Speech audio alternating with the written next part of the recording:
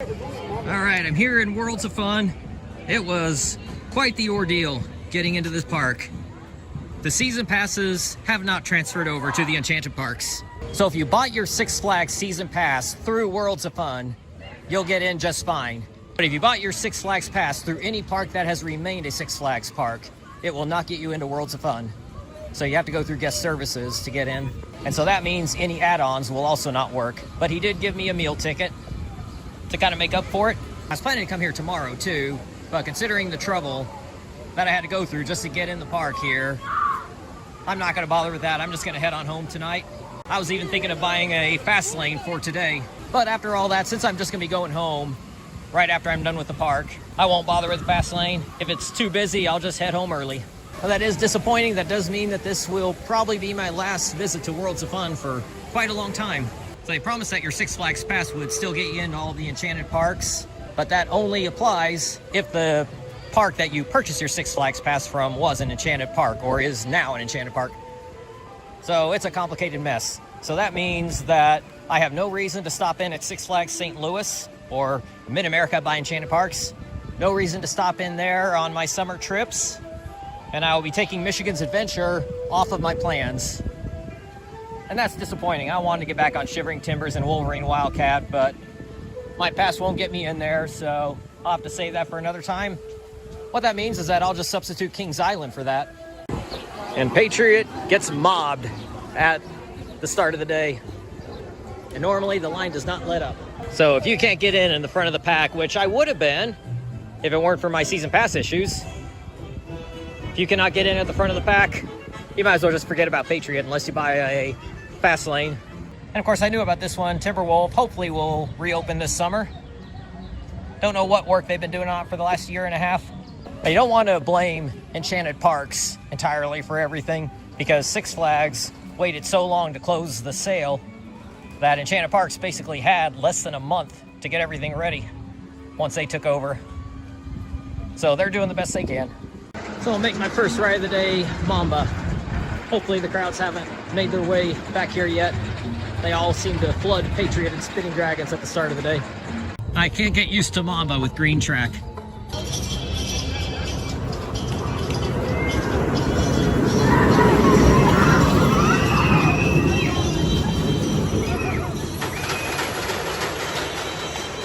Well, Mamba's on one train ops, assigned seating, and they have turned up the mid-course big time. So you are once again crawling over those bunny hills. So the thing that made this a top 100 coaster for me was when they softened up on the mid-course. So you were flying over those bunny hills, getting incredible airtime. Now there's only one hill that gives a little pinch of airtime if you're in the back row. That's what I got. I requested the back row and he let me have it. But they are assigning seats. So if that is a permanent change, that the mid-course is now back to how it used to be, this is gonna drop back out of my top 200, because that's where I had it before. So I was kind of hopeful that Enchanted Parks would not follow the Cedar Fairway of assigned seating, which is interesting because Worlds of Fun is a legacy Cedar Fair park, and they never had assigned seating before. At least I've never had assigned seating on Mamba before. They may just wave you into the station, but they didn't tell you where you need to sit. So it's interesting, Cedar Fair is known for their assigned seating, but not at Worlds of Fun. But now that this is an Enchanted Park, for some reason, they're doing assigned seating. All right, let's see how this line is. Let's see if they're running more than one train. Yeah, never mind. Zambezi Zinger does what Zambezi Zinger does. It breaks down. I knew Zulu was down and will be for a while, but Prowler is currently down. Hopefully that won't be too much longer. We'll see. So right now, the open rides worth riding, Mamba and Patriot.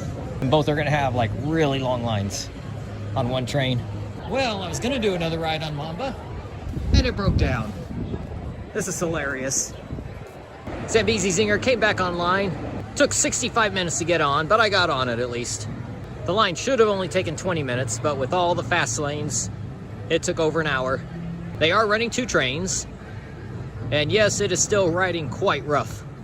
But it's got some decent laterals on it, and a couple moments where it seems like it's trying to give you airtime. Prowler's still closed. So I guess this visit will consist of one ride on Mamba one ride on Zambezi Zinger, and that's it. That's not the goodbye visit that I wanted for Worlds of Fun. But yeah, as Danhausen says, you are cursed. I think that the Six Flags merger and now this sale to Enchanted Parks is cursed. Patriot is closed. Yeah, well, they just said Patriot is closed. So we got Patriot, Mamba, Prowler, Timberwolf, all closed. And this is what I got with my meal voucher that he gave me. It's kind of make up for all the trouble, my season pass not working. That was nice of them. They're trying to make things right.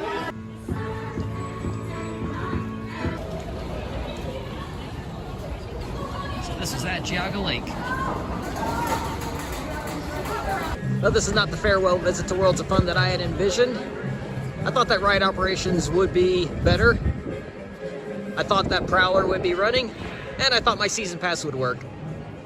Unfortunately, none of those things were the case. I've had some great memories at Worlds of Fun over the years. Today was a bit rough, and my season pass not working means that there's no real reason for me to come back tomorrow and go through all that again. So I'm just gonna go ahead and head on home. Did not envision that my visit to Worlds of Fun would be getting 2 rides and 1 meal, and then leaving. The meal was a nice gift, though. If you have the Six Flags all-season dining, you probably heard that it does not work at any of the Enchanted Parks. But little did I know that season passes, not bought at the home park of the Enchanted Park, apparently, doesn't work either. But at least they did work it out to get me in. They didn't just turn me away. They made it right, they let me in, gave me a meal voucher, so that was nice.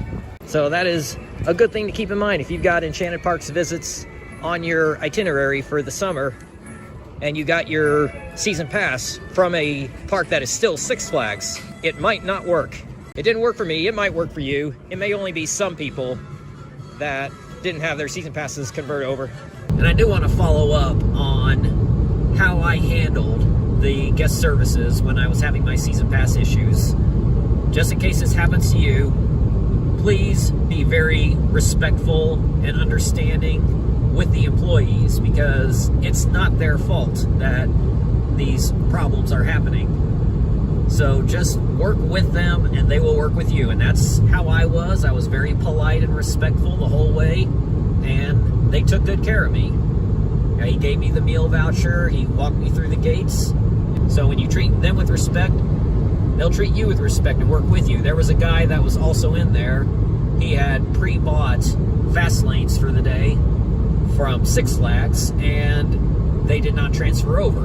And he was not being reasonable and respectful. He was not ranting and raving like a lunatic, but he was not being reasonable with the staff.